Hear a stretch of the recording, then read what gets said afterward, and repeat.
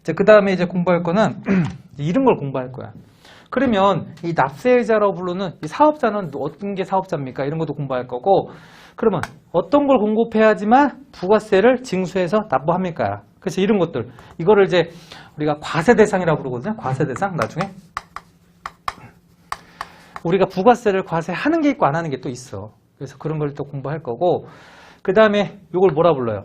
요걸 이제 대가라고 부를 건데, 요거는 얼마로 넣을 거냐야. 그래서 이거를 지금 부가가치라고 이렇게 정해줬으니까 이 금액을 넣었지만, 실제로 얘가 물건을 얼마에 팔았을 때 이제 얼마만큼을 이걸 과세 표준이라고 나중에 부를 건데, 이 과세 표준이라는 금액을 잡아서 얘 10%만큼 징수를 해서 내는 거다. 이렇게 해서 이제 요런 것들도 이제 공부해서 결정할 거고, 그 다음에 어떤 것들은 얘네 같은 경우는 세금계산서를 발행했는데, 소비자한테 들어갈 때는 이 세금계산서 발행을 안 해요. 이거 안 한다. 이게는.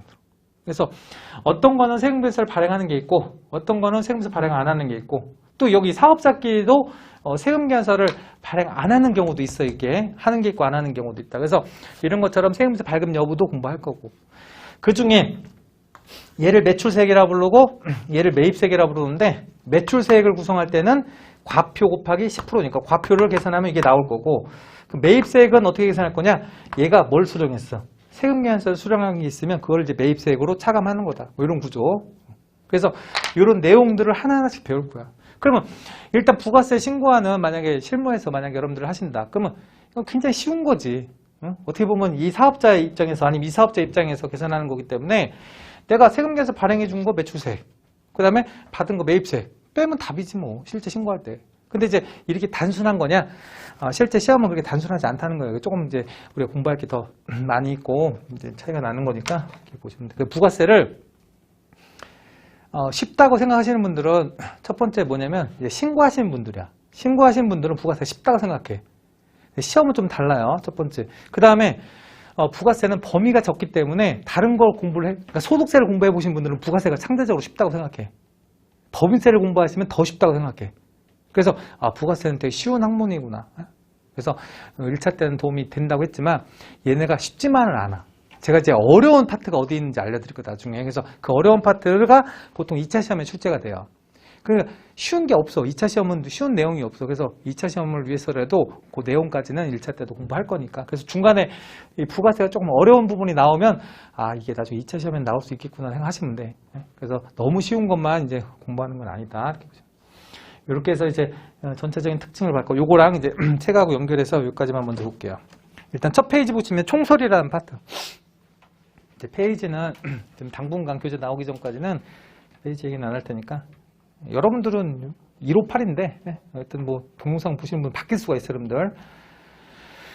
총설에 보시면 일단 부가가치와 부가가치세.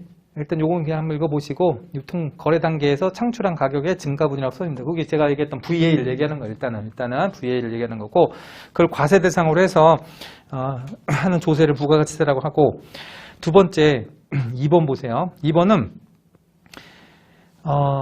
부가가치세 유형이 세 가지가 있는데, 일단 1번 국내 총생산형, 오른쪽에 순소득형, 세 번째 소비형 이렇게 있잖아요. 결론만 아시면 돼요, 여러분들은. 우리는 소비형을 채택할 거야. 그럼 보세요. 어떤 내용인지. 소비형은 이런 거야. B 입장에서 너가 창출한 매출액이 있잖아. 매출액. 이 매출이거든요. 매출에서 거기 마지막 소비형은 네가 매입한 100을 빼주겠다는 의미야. 그러면 얘는 500에서 100을 뺀 구조로 뭐 부가가치를 계산한다는 의미예요. 그러면 위에는 뭐냐? 왼쪽에 국내 총생산량은 그냥 국내 총생산, 이 투자액 자체를 빼지를 않겠대. 첫 번째. 두 번째, 순소득형은 국내 총생산 중에서 뭘 빼겠다. 감가상각비라는 건 여러분들 투자한 거를 100을 다 빼는 게 아니고 이 중에 감가상각비, 나중에 감가상각비 배우게 될 거예요, 여러분들. 기간에 따른 안분을 할 건데 그 올해 안분하는 게 이 중에 10년 정액법 쓰면 예를 들어서 나누기 10일 거 아니야. 그러면 10만 빼겠대. 이것도 좀 이상하지. 실제로 우리가 채택한 거는 소비형을 채택할 거예요. 소비형. 결론은. 그래서 우리가 투자한 금액은 다 빼주겠다. 첫 번째 투자한 거는 100을 얘기하는 건데 100을 뺄 때는 거기 보시면 중간재 또는 자본재 다 빼는 거야. 그러니까 최초에 투자한 거. 예를 들어서 나는 사업을 시작할 때 처음에 매출이 없는데 뭐 한 게 있어요? 투자한 게 있을 거 아니야. 시작할 때. 그것도 빼주겠대. 만약 그걸 안 빼준다고 하면 최초 우리 거기 보시면 자본재 구입액 중에서 최초 투자액은 안 빼고 중간재부터 뺀다 하면 이제 처음 사업 시작한 거는 안 빼주다가 나중에 이제 매출액 생기면 빼준다는 개념인데 그거 아니야. 처음에 사업을 할 때 내가 매입한 거 있으면 매출은 없고 매입만 있으면 뭘 해준다는 거야. 그 금액 부가세만큼 돌려준다는 소리야. 결국 빼준다는 소리는. 그래서 일단 총 투자액에 중간재랑 자본재가 다 들어간다 이렇게 보시면 돼요. 그래서 그거를 채택하고 있다. 첫 번째.